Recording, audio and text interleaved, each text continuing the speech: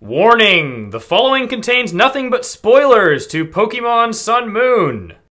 Whilst turn-based JRPGs went out of fashion a while ago, the Pokémon series continues to deliver a virtual pet battle simulator with almost identical gameplay from its initial conception.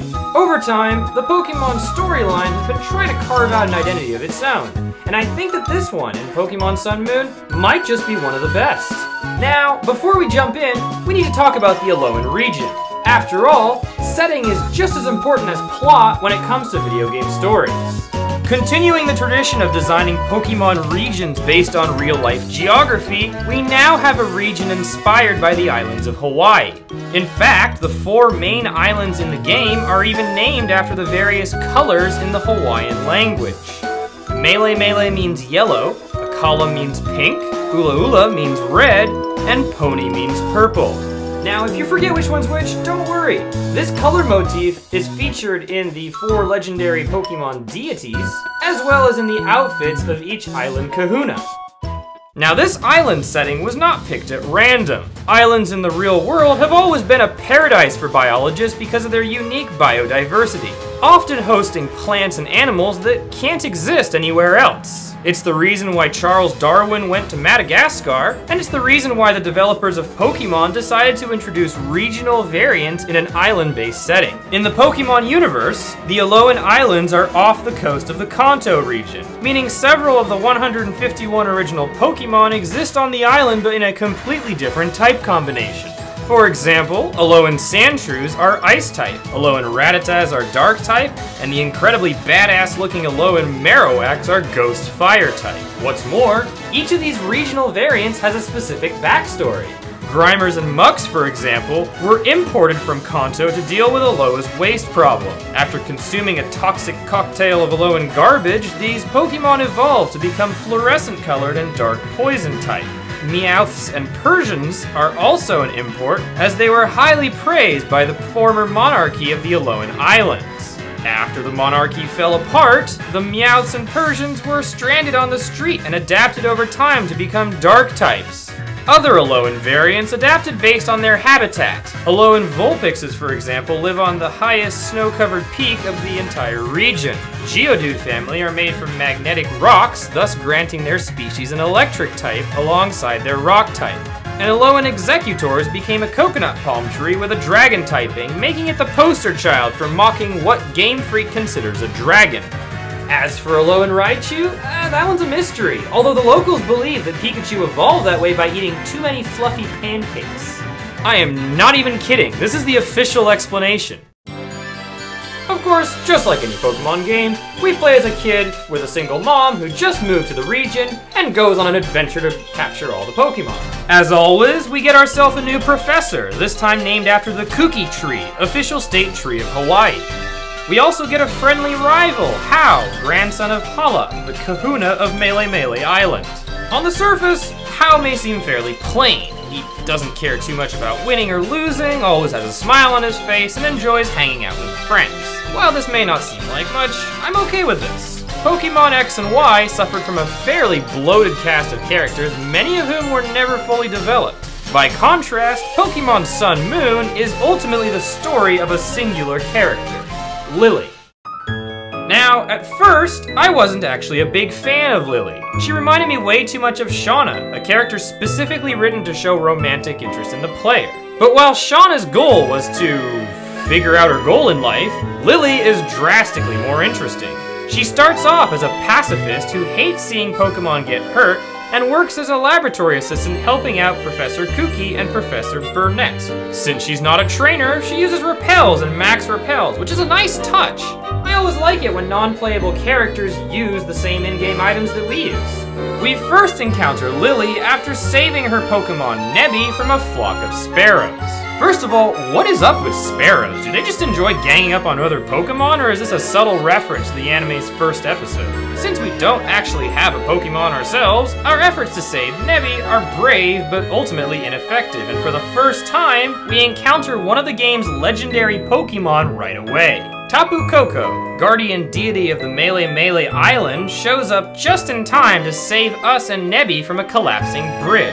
Yeah, there are a lot of dialogue sequences, basically trying to establish 5 different characters before we can even get our first Pokemon. It's a bit of a tall order, but bear with me. I promise it will pay off. And so, after finally receiving our starter, we get to set off on our Pokemon adventure to complete the Island Challenge.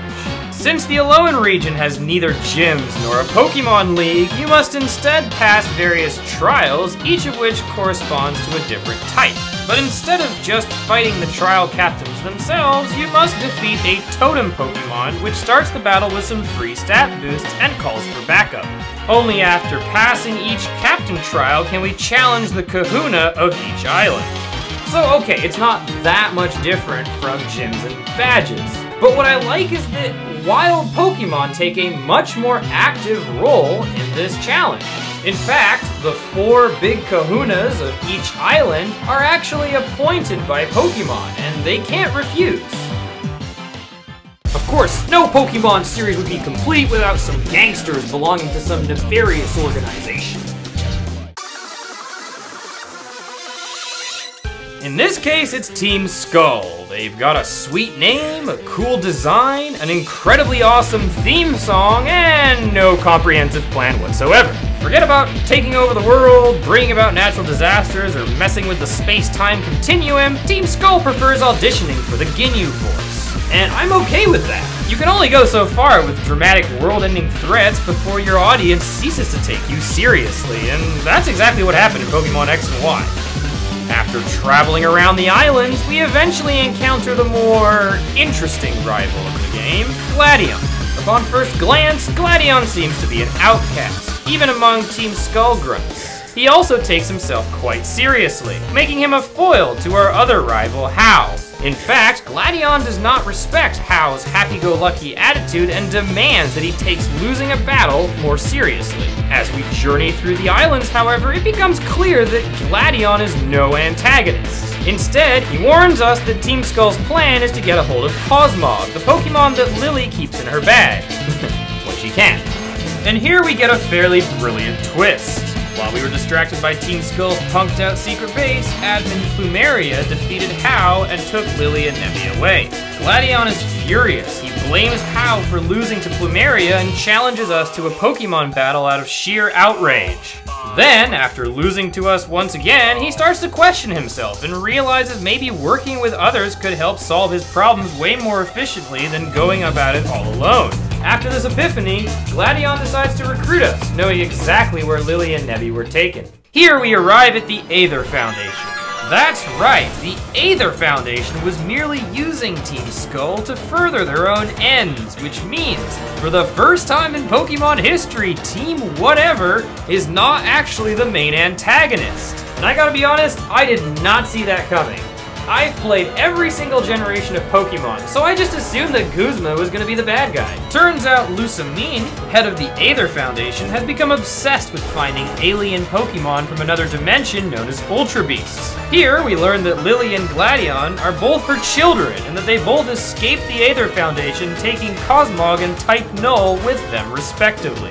Type Null turns out to be an artificially created Pokemon designed to slay Ultra Beasts, while Nebby is revealed to have the ability to open Ultra Wormholes, but potentially losing its life in the process. Now, Lillie absolutely hates seeing Pokemon get hurt, let alone exploited and potentially killed, so she took Nebby with her and ran away from the Institute.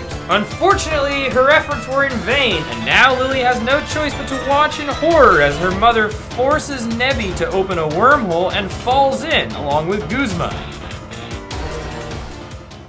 And this is where Lillie's character really shines. Her mother, who just disowned her, is off in some alternate dimension, and Lillie is determined to bring her back. What was originally a lighthearted adventure has now turned into a heartfelt tale about a broken family. From here, Lillie's character undergoes drastic change, or as she puts it, transforms into her Z form, donning a new outfit and unprecedented confidence.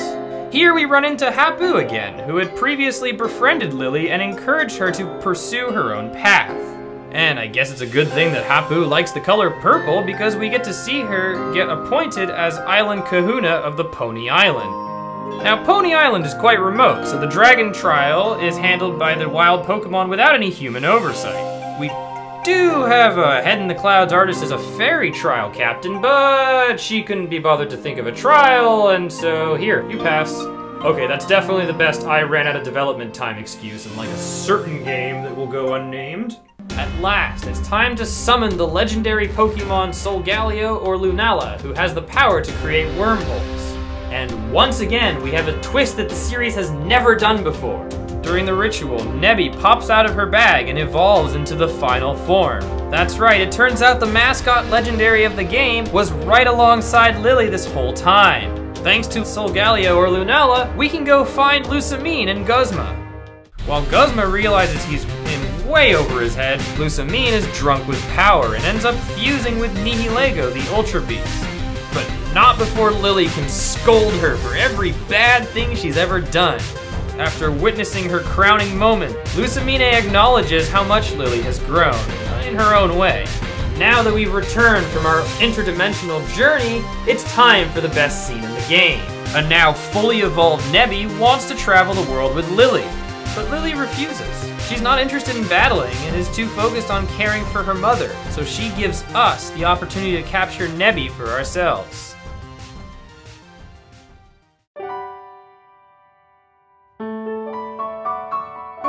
If there's one thing the Pokemon anime has done correctly, it's depicting the love that people share with their Pokemon. Now, we finally have a worthy example of this in a Pokemon game, as Lillie gives her goodbye to the Pokemon that she has cherished this whole time. Oh my god, I feel exactly the same as I did 20 years ago when watching Bye Bye Butterfree. In fact, since Butterfree got a goodbye montage back in the Pokemon anime, I feel it's only fair that Nebby gets one as well.